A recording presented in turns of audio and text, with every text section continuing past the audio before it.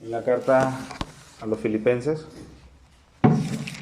Yo te invito a que busques Filipenses capítulo 4.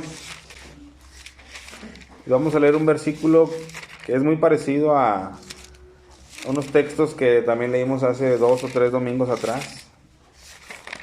Y este texto, hermano, va a seguir insistiendo en nuestras vidas, sobre todo en el área de nuestro carácter. El cristiano tiene que tener un carácter definido. El cristiano tiene que tener un carácter el cual sigue siendo trabajado de parte de Dios. Y como creyentes no podemos resistirnos a esa voluntad de Dios en la cual Él sigue formando un carácter definido, ¿amén? Y visible ante los demás. Así que solamente vamos a leer un texto que se encuentra, como te digo, Filipenses capítulo 4, y vamos a leer versículo 5. Dice Pablo a los Filipenses, dice: vuestra gentileza sea conocida de todos los hombres. El Señor está cerca. Amén. Hasta ahí puedes tomar tu lugar. Y yo sé que también lo utilizamos el domingo anterior. También lo mencionamos. Pero hoy quiero que nos dediquemos precisamente a estudiar y analizar ese pasaje. Y vamos a empezar con este texto. Dice Pablo a los Filipenses: vuestra gentileza sea conocida de todos los hombres. Amén. Y esa palabra gentileza es muy parecida a la que leímos el otro día, hace 3 domingos aproximadamente, en Tito, donde Pablo también le dice a Tito que les enseña a los hermanos que debemos de ser amables. ¿Te acuerdas que hablamos de eso, de la amabilidad? Y si tú te pones a pensar, son elementos del carácter cristiano, del carácter de un nacido de nuevo.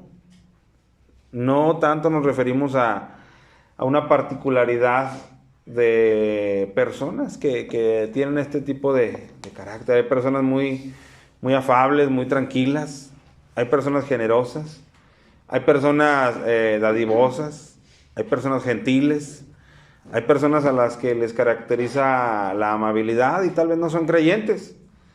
Pero nosotros vamos a hablar de este tipo de carácter personalizado en un creyente. Hermanos, si estas características que yo te estoy mencionando en ocasiones son evidentes en personas que no han nacido de nuevo, pues tú te imaginas lo evidente que deben de ser en personas que han nacido de nuevo. Tienen que estar ahí presentes. Amén. Ahora, a mí me llama la atención de entrada, Pablo está escribiendo a toda la congregación.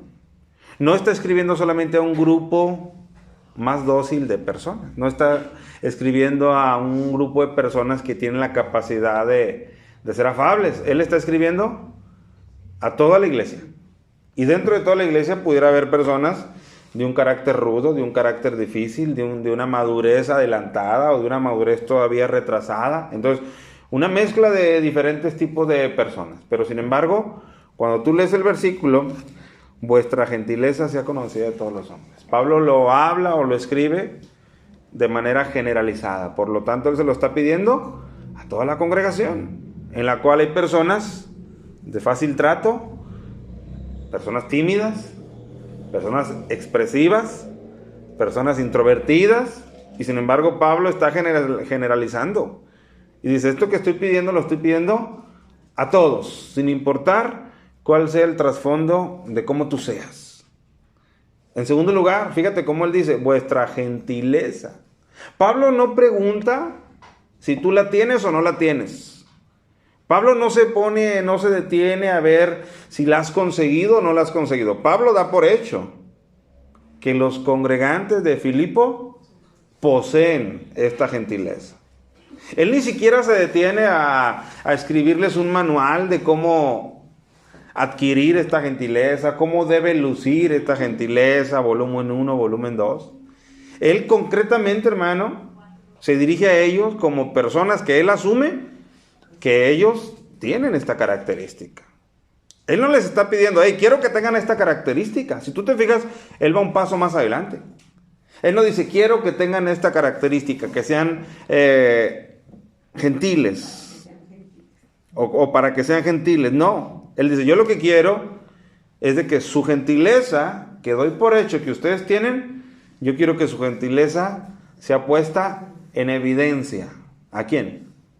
a todos los hombres, a todas las mujeres, a todo el que te topes, a todo el que convivas, a todo el que te trata bien, a todo el que te escucha, o tal vez aquel que ni siquiera te procura. Dice, quiero que vuestra gentileza sea conocida de todos los hombres. Y la manera en que él lo escribe, hermano, en esta introducción que te estoy dando, como él ni siquiera se detiene un poquito a ver si la hay o no la hay. Dice, no, yo asumo que en ustedes la hay. Y en tu vida, hermano, yo te pregunto, si Pablo nos estuviera escribiendo a nosotros, ¿en tu vida la hay esta gentileza? Tanto que Pablo puede pedir de ti y de mí, hey, yo quiero que la muestres a los demás. No me detengo en saber o preguntarte si la tienes o no. Te pido que la muestres a los demás. Entonces, imagínate cuando a alguien se le pide que dé algo que no tiene y que aquel que se lo está pidiendo da por hecho que sí lo tienes. Imagínate el problemón en el que se siente aquel al que se le está pidiendo que dé aquello que no tiene. ¿Cómo se puede sentir? En apuros. Porque quien me está pidiendo que dé esto, que yo sé que no tengo, él está dando por hecho que sí lo tengo, él está confiando en mí, él me está responsabilizando. Él se supone que sí lo tengo, pero qué desgracia que tal vez yo me doy cuenta que yo no lo tengo. Y me quedo 2 pasos atrás, porque lo que me está diciendo es que aquello yo lo exhiba, aquello yo lo comparta. Y pues ya me quedé 2 pasos atrás, porque para empezar ni siquiera lo tengo, y mucho menos lo voy a poder compartir. Amén, hermanos. Entonces, es poderosamente llamativo cómo Pablo escribe asumiendo que todos los congregantes de Filipos, él da por hecho que ellos tienen esta gentileza que debe ser exhibida. Y entonces, hermano, al él dar por hecho que todos la tienen, y al nosotros tener esta carta sobre nuestras manos, en nuestro púlpito, para poder examinarla, pues entonces nosotros tendremos que asumir que también se da por hecho que tú y yo también poseemos esta característica. Y que por lo tanto la petición es la misma hacia nuestras vidas. ¿Qué? ¿Que la tengas? No, que la exhibes, que la muestres, que sea evidente. ¿Amén, hermanos? Entonces, esta predicación es muy interesante. ¿Por qué? Todos tenemos en nuestro poder monedas. Y al tener nosotros monedas en nuestro poder, nosotros podemos identificar que una moneda consta de 2 lados. ¿Estás de acuerdo? 2 lados diferentes. Tal vez tú puedas tener un lado preferido, un lado más que te atrae más, pero un lado tiene obligatoriamente el otro al reverso. Y la predicación que vamos a estudiar el día de hoy es como una moneda de 2 lados, en la cual tal vez nosotros nos hemos acostumbrado a solamente ver o disfrutar un lado, y el otro lado, que es precisamente la responsabilidad que nos toca a los cristianos de manifestar a todos los hombres esta gentileza que Dios da por hecho que nosotros tenemos. Ese es un lado tal vez más desfavorable que no nos gusta ver o analizar. Pero es un lado que la palabra de Dios da por hecho que en tu vida y en la mía tiene que estar. Amén, hermanos. ¿Me doy a entender cuando hablo de los 2 lados? Ahorita yo voy a hablar del otro lado. Pero este es uno de los retos, hermano, o uno de los desafíos más grandes del Evangelio. Amén. Uno de los desafíos más grandes del Evangelio es que yo pueda exhibir ante los demás esta gentileza que la palabra da por hecho. Al no preguntar si la tengo o no la tengo, la palabra como enseñanza da por hecho que tú y yo la tenemos. Lo que nos pide la palabra es muéstrala. Y no es el único lugar donde la palabra nos pide eso. Tú tienes enseguida de Filipenses una carta, que es la de los Colosenses. Si tú vas a la carta de los Colosenses y tú buscas el capítulo 4, tú vas a encontrar una petición muy parecida de la palabra de Dios, inspirada por el Espíritu, hacia tu vida y a la mía. Fíjate lo que dice en Colosenses capítulo 4 y versículos 5 y 6. Dice, andad sabiamente para con los de afuera, redimiendo bien el tiempo. Ahí tiene algo que ver con lo que estudiamos en Filipenses, sí, porque ahí dice para con los de afuera. Y en el texto que estamos leyendo en Colosenses dice que yo tengo que evidenciar esa gentileza, ¿hacia quién? Hacia todos los hombres, hacia los de afuera y hacia los de adentro. O sea, tiene que ser algo evidente y algo exterior. Y aquí es muy paralelo, dice, andad sabiamente para con los de afuera, redimiendo el tiempo. Sea vuestra palabra siempre con gracia, fíjate, sea vuestra palabra siempre con gracia, sazonada con sal, para que sepáis cómo debe responder a cada uno. La palabra te está otra vez comunicando que en tu vida, y específicamente en tu lengua, en tu manera de hablar, hay una sal capacitada para darle sabor a la diversidad de personas que tú puedas tener en contacto. Otra vez la palabra no te está diciendo, oye, si tienes sal en tu vida, si tienes sal en tu lengua. No te está preguntando. La palabra está asumiendo que la hay en tu vida. Y lo que te está pidiendo es que la pongas en marcha para que tú puedas hablar o sazonar, como está usando ahí esa palabra, sazonar con sal la vida de otras personas. Vuelvo a leerlo. Sea vuestra palabra siempre con gracia. Fíjate el siempre. En todo tiempo, en todo lugar, bajo toda situación, a toda persona. Siempre. Sea vuestra palabra siempre con gracia, sazonada con sal, para que sepáis cómo debéis responder a cada uno. Va a haber dentro de ese, a cada uno, va a haber uno que sea tosco al acercarse contigo. Va a haber uno que sea cargado al acercarse contigo. Va a haber uno que sea desconfiado. Va a haber uno que sea muy sincero y te diga las cosas tal cual son, tal cual él las ve, tal cual alguien más no se atreve a decírtelas.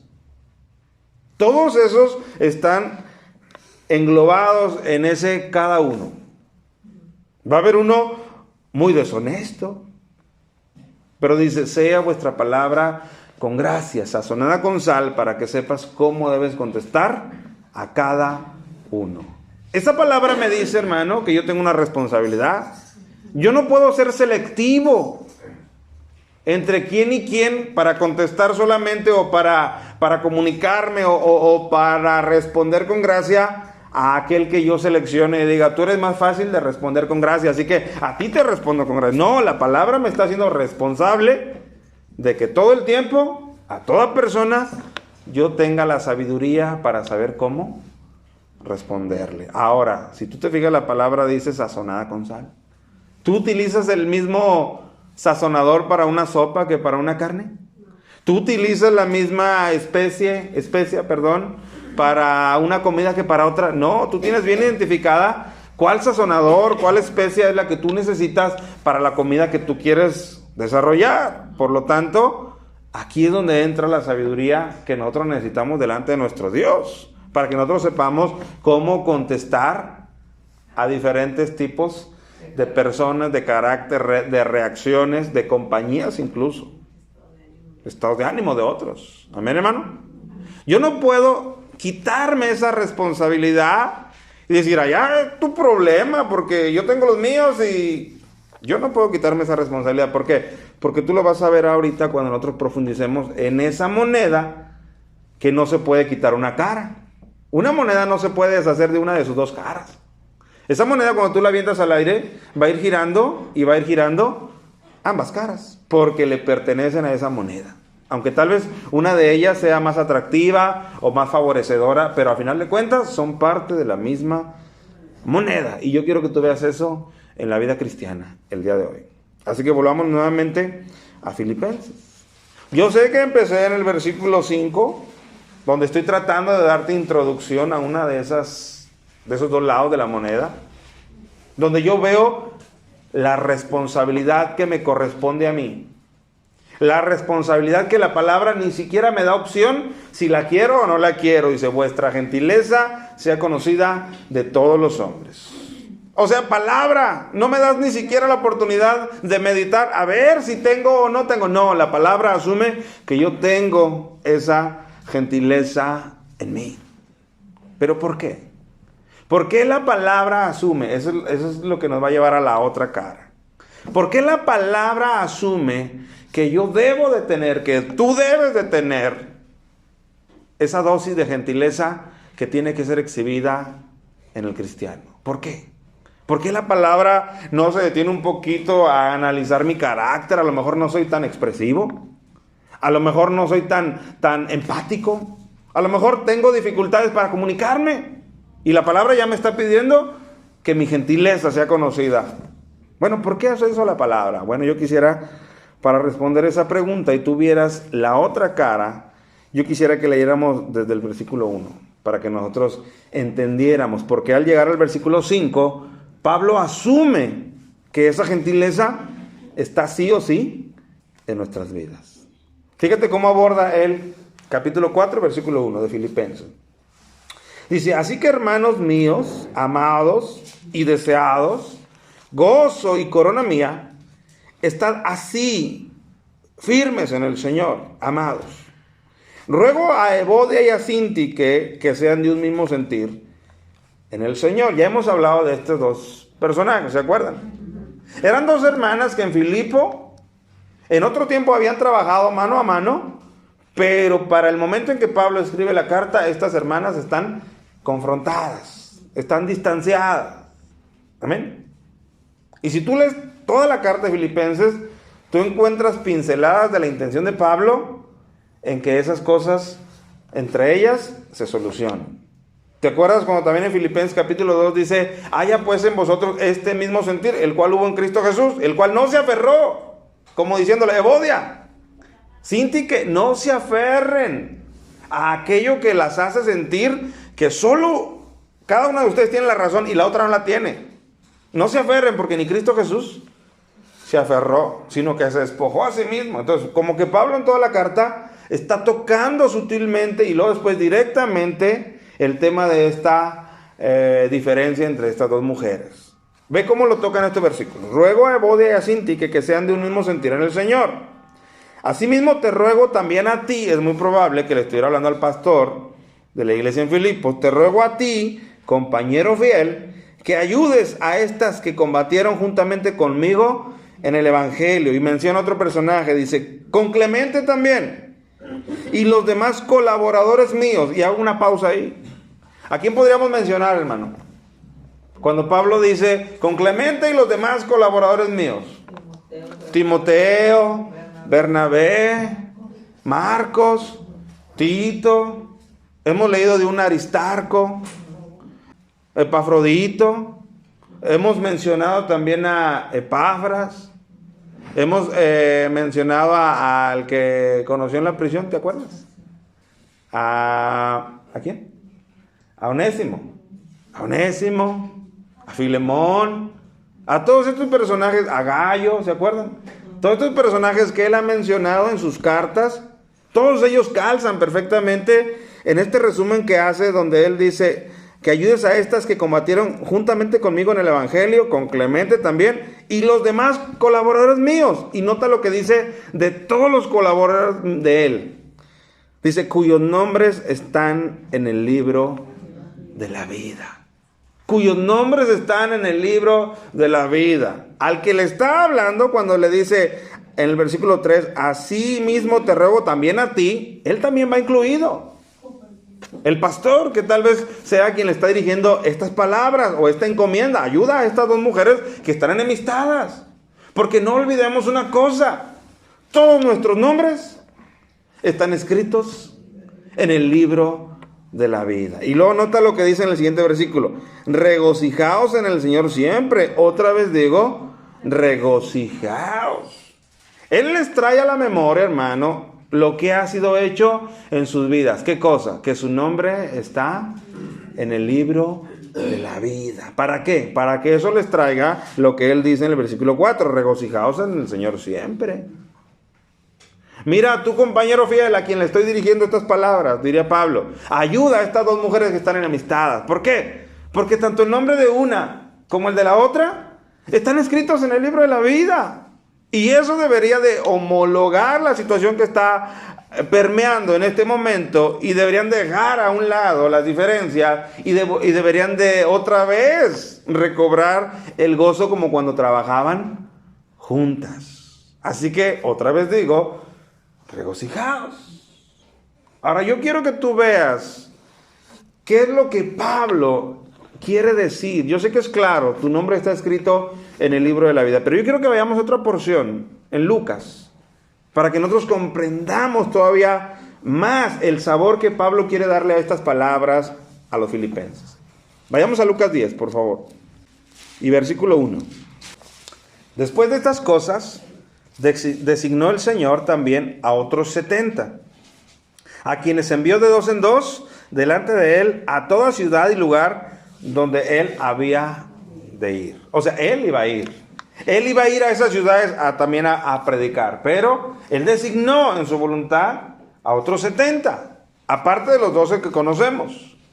Y estos 70 los envió de dos en dos, 35 grupos de 70, para que fueran delante de él a las diferentes ciudades donde él posteriormente iba a llevar también el evangelio.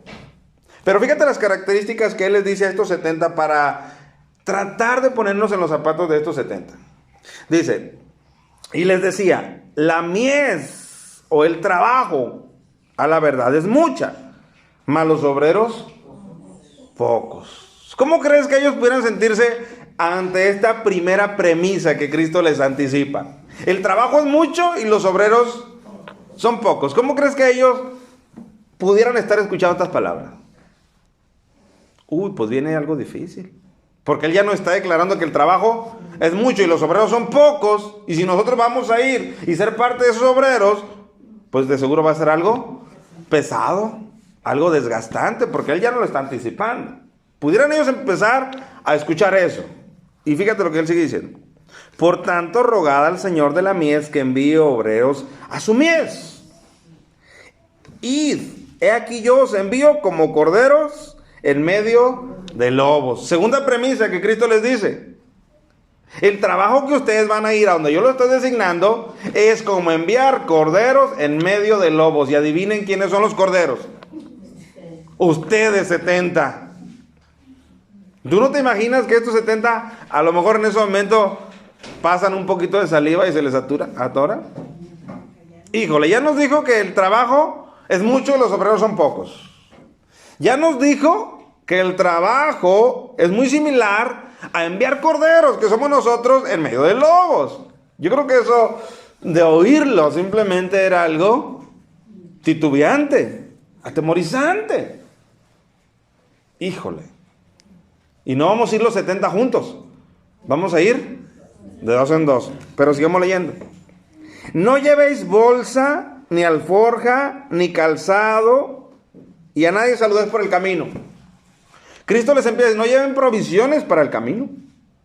En otras versiones donde cuenta esta historia, les dice, no lleves 2 túnicas, no lleves dinero, no lleves espada. Imagínate a Pedro, que le gustaba mucho cargar con su espada a todos lados. Entonces Cristo le está diciendo, el trabajo va a ser pesado, difícil. Ustedes se van a ver en ese trabajo como corderos en medio de lobos. Y les dice, no lleven provisión, protección, ¿en qué confiar? Híjole, ni platiquen con nadie. En la otra versión de los evangelios que cuenta estos dice, solamente lleven un bordón y su calzado, no lleven doble calzado, solo uno, un par. Porque lo que quiero es que ustedes vayan caminando, que avancen. Ahora sigamos leyendo.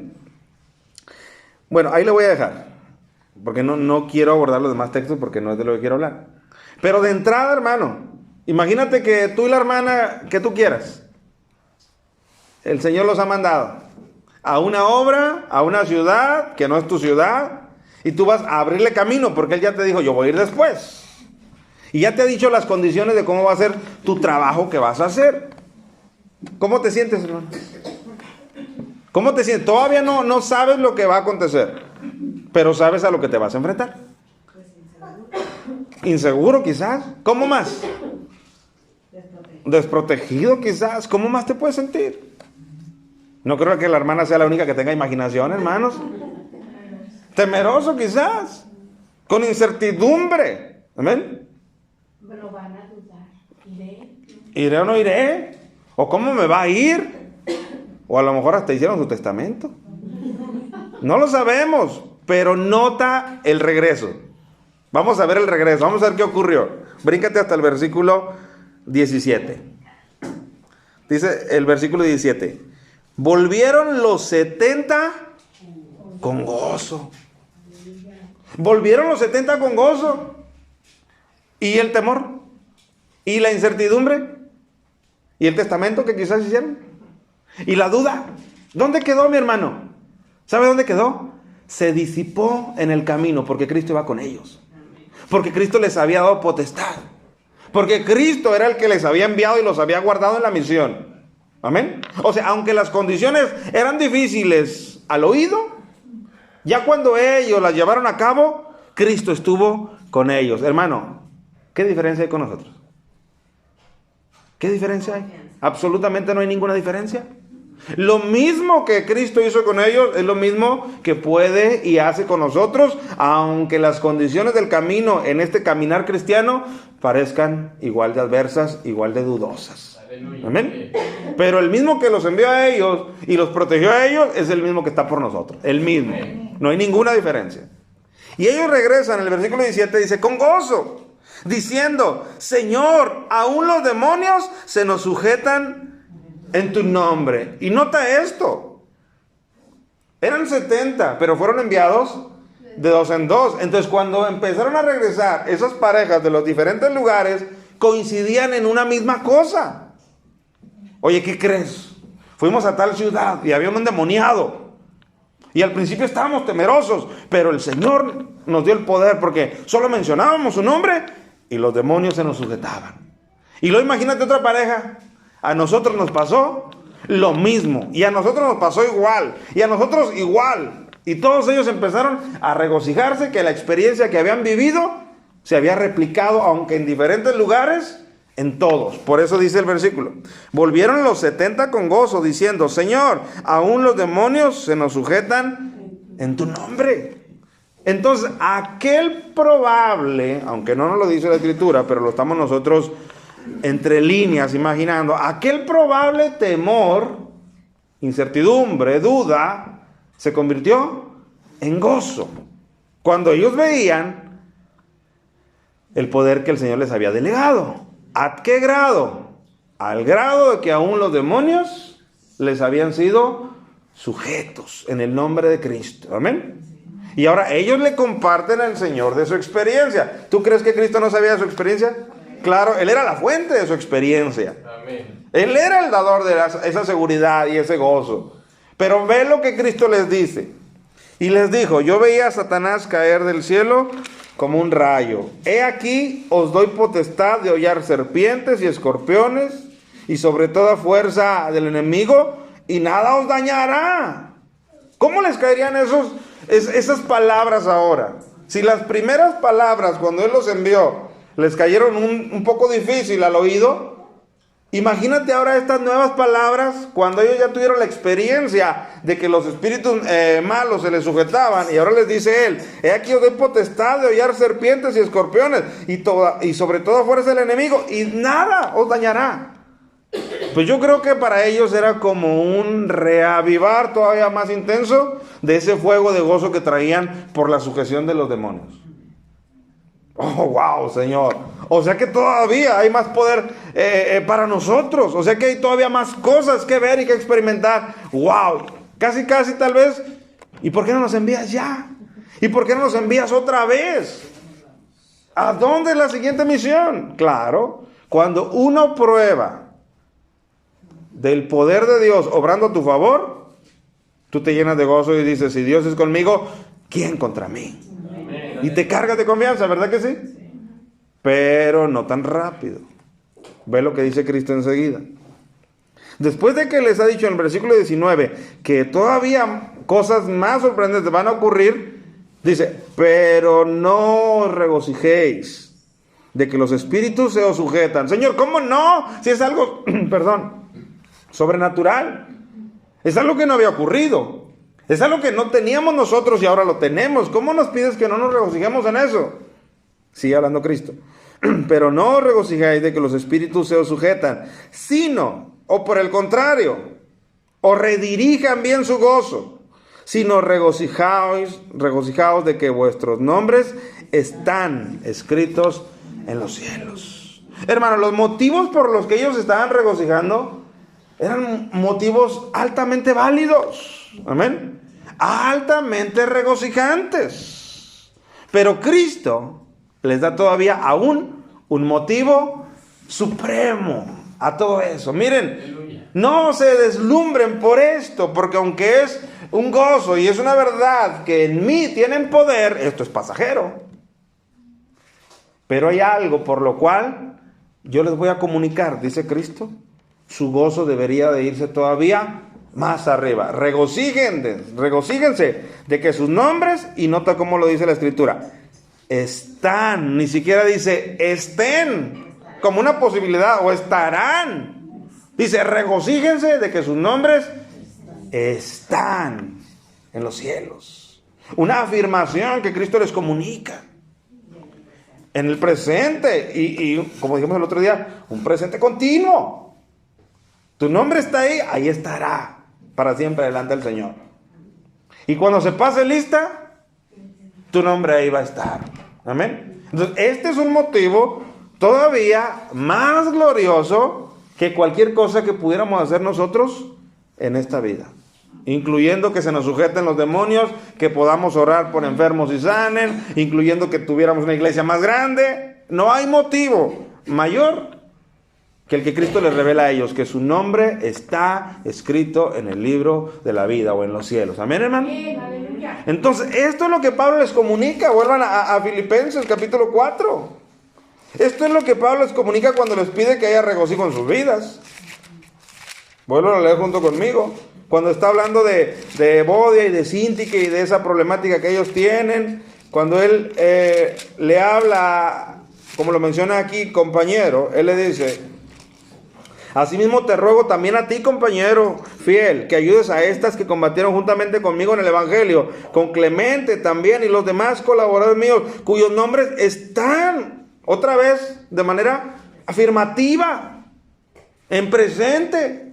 Sus nombres están escritos en el libro de la vida. Y dice, regocijaos en el Señor siempre. Otra vez digo, regocijaos. ¿Por qué él dice regocijaos en el Señor siempre? Porque una vez que tu nombre está escrito para siempre. Por lo tanto, la motivación que te está comunicando Pablo, que es la misma que Cristo les comunicó a estos 70, es la que ahora él le quiere comunicar a la iglesia de los filipenses. Y más específicamente a estas dos hermanas que están en ese momento confrontadas. Miren, hermanitas, sea cual sea el motivo, si fue una comida, si fue un desaire, si fue una mirada, si fue lo que sea, quiten eso, porque tenemos un motivo mayor para regocijarnos, que es que nuestro nombre está escrito en el libro de la vida. Regocíjense, y regocíjense siempre. Dice, otra vez digo, regocijaos. Amén, hermanos. Entonces ahí Pablo está presentando una cara de la moneda, nuestra salvación. ¿Cuántos dicen amén? Una cara de la moneda. Y en esa cara de la moneda, ¿cuál es el sentir que yo debo tener? Un regocijo incomparable, porque mi nombre está escrito en el libro de la vida. Y debo de regocijarme grandemente. Amén. Pero inmediatamente en el siguiente versículo, que es donde nosotros empezamos, él dice, vuestra gentileza sea conocida de todos los hombres. ¿Qué es lo que está haciendo Pablo ahí? ¿Sabes qué está haciendo? La moneda que les acaba de presentar, les acaba de decir, mire, ¿saben qué? Esta moneda, que por un lado es de gran regocijo, porque tu nombre está escrito en el libro de la vida, esta moneda, si le das vuelta, tiene otra cara. Y esta otra cara se llama tu responsabilidad como cristiano. Si la primera cara se llama tu gozo por tu salvación. La segunda cara o la cara del reverso se llama tu responsabilidad por tu salvación también. Amén, hermanos. Por eso Él asume vuestra gentileza sea conocida por todos los hombres. Porque si tienes una cosa que es el regocijo de tu salvación, también debes tener el otro lado de la moneda, que es tu responsabilidad por la salvación. Pero verdad que cuando vemos las cosas así, muchas de las veces nosotros decimos, no, yo nomás águila. Yo nomás este lado de la moneda. ¿Cuál? El del gozo de mi salvación. Pero cuando la moneda da vuelta y ahora Dios quiere que lo que esté en la superficie sea la cara de mi responsabilidad, donde mi gentileza sea conocida de todos los hombres. ¿Verdad que ahí metemos las manos a la bolsa y empezamos a poner los peros? No, es que yo no soy así. No, es que, dime, hermano, hermana, dime qué pero hay para el gozo de tu salvación. ¿Qué pero hay si es un hecho ya realizado? Tu salvación ya fue ejecutada. Tu nombre ya fue escrito en el libro de la vida y ahí está. Y aunque se levantara cualquier pero, nada puede estropearlo ni arruinarlo. Y tú puedes disfrutar cuantas veces quieras. Que no lo hagas es otra cosa. Pero tú puedes disfrutar cuantas veces quieras del gozo de tu salvación. Si tú quieres, puedes disfrutarlo a diario. 3 veces al día si tú quieres recordarlo y orar, tú te gozas por tu salvación. Y no hay ningún pero.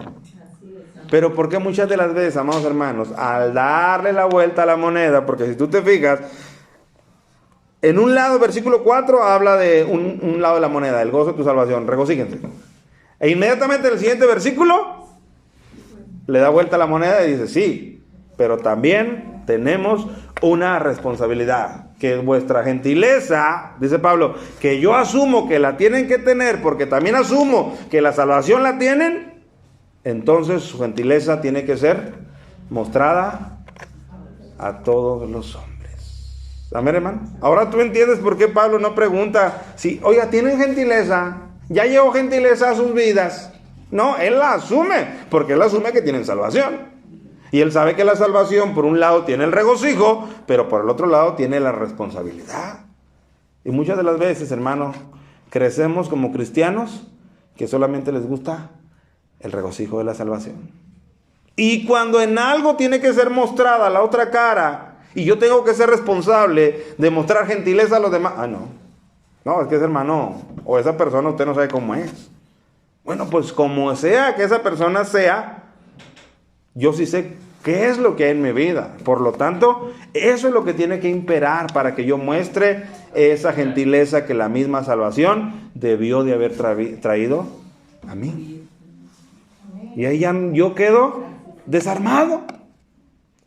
Yo quedo sin objeciones, sin pretextos, sino simplemente quedo con una necesidad de satisfacer esta demanda que Dios hace a mi vida. Que tu gentileza, dice Dios, que yo sé que la tienes ahí porque te salvé, que tu gentileza sea conocida por todos los hombres.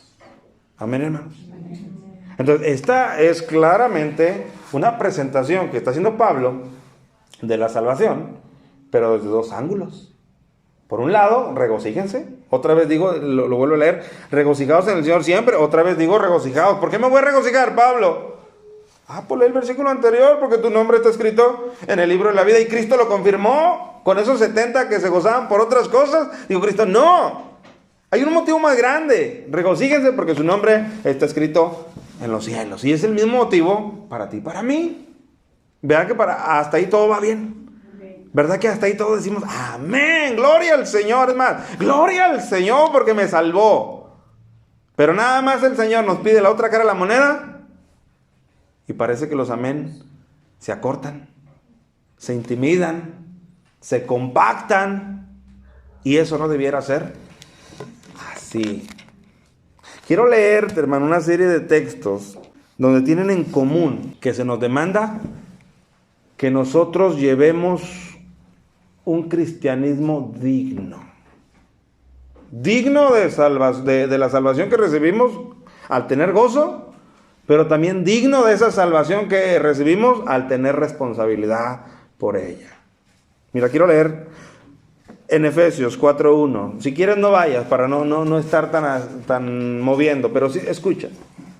Dice Pablo a los Efesios: yo pues, preso en el Señor, os ruego que andéis, ahí está la palabra, que andéis, que te comportes, que vivas, como es digno de la vocación con que fuisteis llamado. ¿Qué te está pidiendo? Que pongas tu vida a la altura de tu llamamiento, a la altura de tu salvación.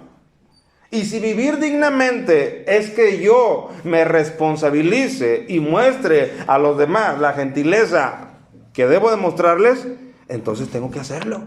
Por eso Pablo dice: yo pues, preso en el Señor, os ruego que andéis como es digno de la vocación con que fuisteis llamados.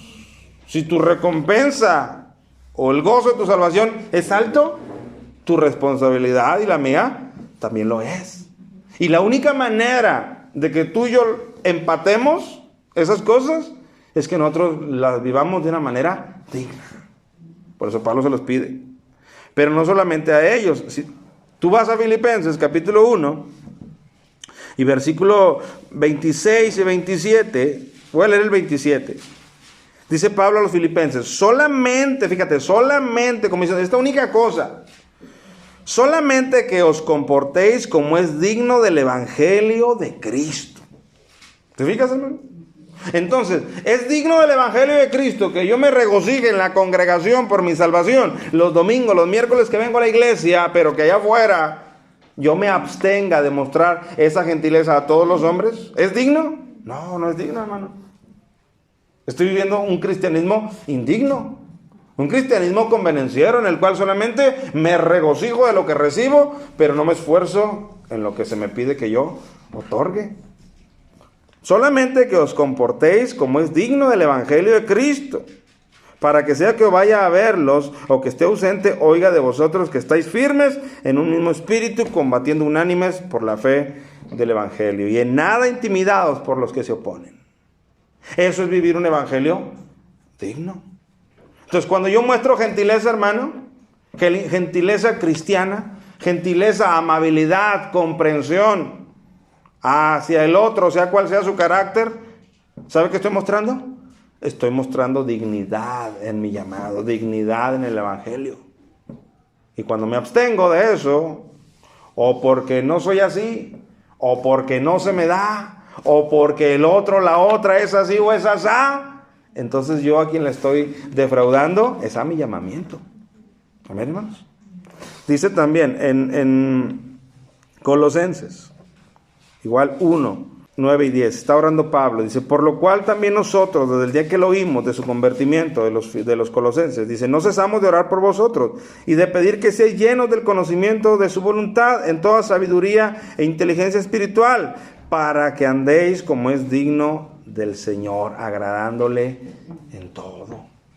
Entonces, cuando tú muestras gentileza al que trabaja contigo, al que estudia contigo, al que se acerca con una calamidad a ti a platicártela, al que vive a un lado tuyo, o con quien tú vives en un lado, al hermano de la congregación, cuando tú muestras amabilidad, gentileza, comprensión, interés, entonces tú estás andando como es digno del Señor.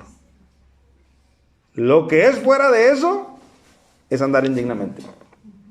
Es andar indignamente.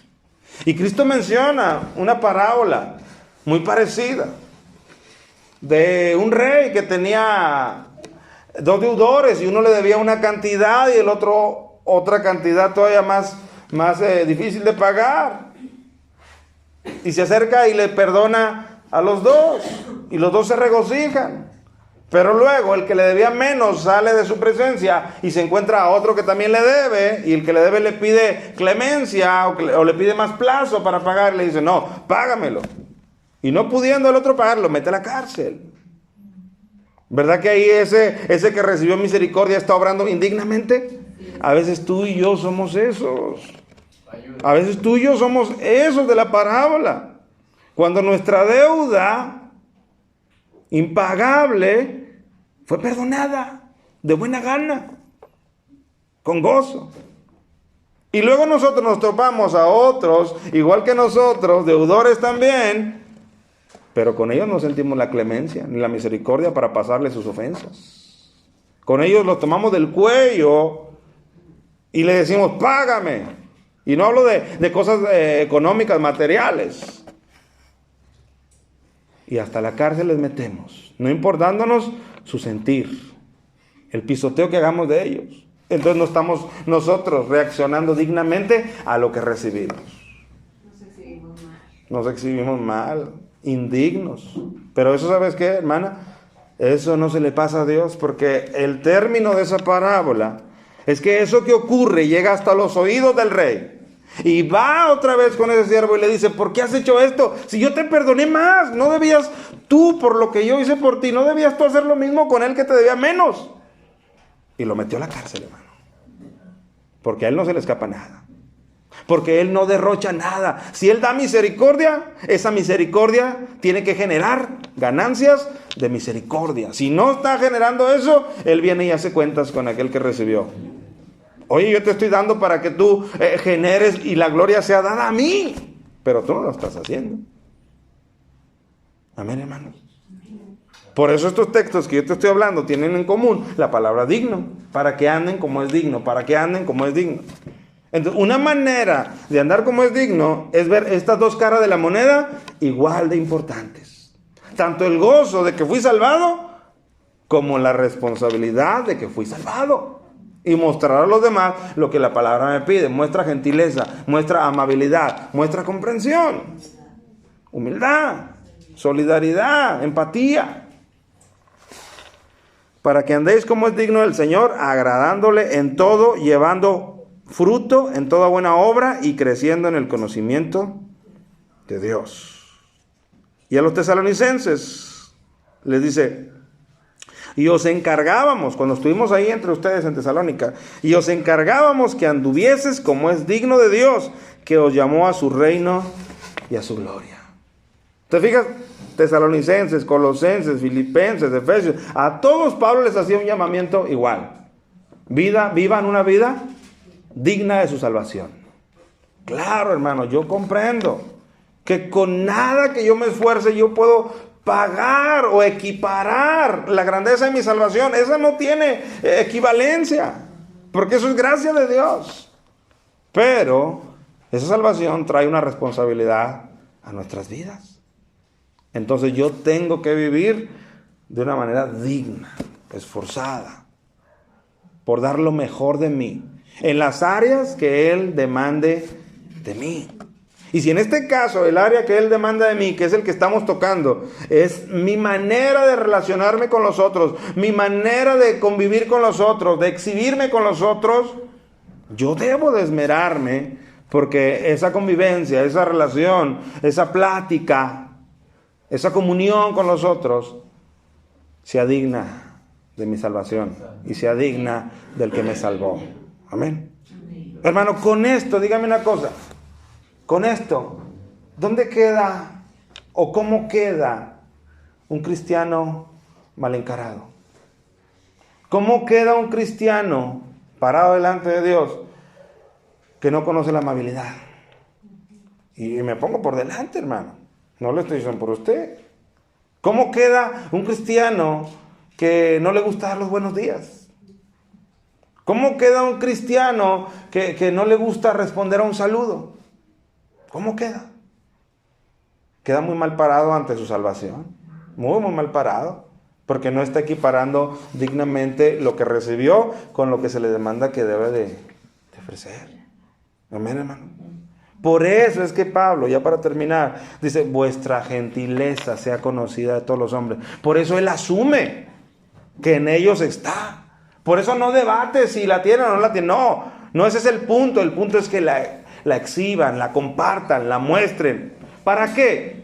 Para que los demás los vean, los amen, los aplaudan. No, para que los demás sean bendecidos en lo que ven en ustedes. Aleluya. Para que los demás alcancen un poco de lo que ustedes recibieron. Quizás sea el hilito por donde empiecen ellos a venir a los pies de Cristo.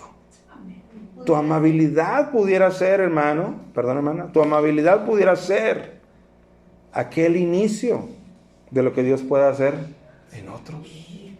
Hermano, es que me dañó. Sí, pero el Señor te sanó. Hermano, es que me debe. Sí, pero el Señor te pagó, te recompensó. Amén. Hermano, es que es muy difícil. Sí, pero tú y yo también lo éramos delante de Dios y aún así nos recibió. Entonces, ¿qué pero es el que yo pongo ahí en mi corazón para que mi corazón no se rinda ante este texto que está aquí? ¿Cuál es el pero que yo pongo? Que me lo creo para estar todavía amachado en esa condición, actitud, postura, como lo quieras ver. Tú sabes que la palabra de Dios es para rendirnos. La palabra es para que al escucharla yo me rinda ante ella. Yo le diga, Señor, ese soy yo. Yo no sé si es mi hermano o no, pero ese soy yo. Y vengo a tu presencia porque gloria a Él, hermano. Hebreos dice que acerquémonos confiadamente. O sea, tenemos la oportunidad de venir a Él confiadamente. Y encontrar también, dice otro texto, el oportuno socorro. Nuestras vidas, mi amado hermano, necesitan y tienen que ser moldeadas en todos los aspectos. Y el carácter cristiano es uno de los que más necesitan ser moldeados. Y textos como estos que están aquí, que acabamos de desmenuzar, son los que nos hablan claramente en nuestras vidas. Así que, hermano, empieza esta noche. A veces salimos, voy a traer un refresco, voy a traer un pan. Ahí está un área de oportunidad para empezar a mostrar la gentileza que ahora sabemos que debe estar en mi vida. Si me creo portador de la salvación, ahí debe estar en la otra cara mi responsabilidad también. Ahí empieza con tu esposa, tu esposo, tu hijo, tu mamá con el que cenas, con el que vives. Ahí puedes empezarla. Entonces yo me gozo, hermano, porque sin duda, no tengo dudas, Dios quiere trabajar en nuestras vidas y lo hace. Y nos perfila, y nos exhibe, y nos pone un espejo. Y ¿sabes qué es lo mejor? Que no te comparo con el otro, ni te comparo contigo mismo. Te comparo con mi palabra, eso es lo mejor. Te comparo con mi palabra, porque en ella no vas a encontrar error. No vas a encontrar objeción en ella. Al contrario, al medirte en ella, tú vas a quedar satisfactoriamente convencido de lo que te estoy hablando. Gloria a Dios. Yo le doy gloria a Dios por eso, porque es el trabajo del Espíritu Santo. Así que, hermano, como empezamos, dice, vuestra gentileza sea conocida de todos los hombres. Y para terminar dice, el Señor está cerca. Y lo hablamos el otro día. El Señor está cerca. Si tú supieras que Cristo viene el siguiente domingo, nos pondríamos a trabajar en gentileza. Sería el área que más trabajáramos con los demás. Amén. Pero no se trata de exhibir algo fingido ni algo que no tengamos. Se trata de lo que sí tenemos, eso ser lo que mostramos. Amén.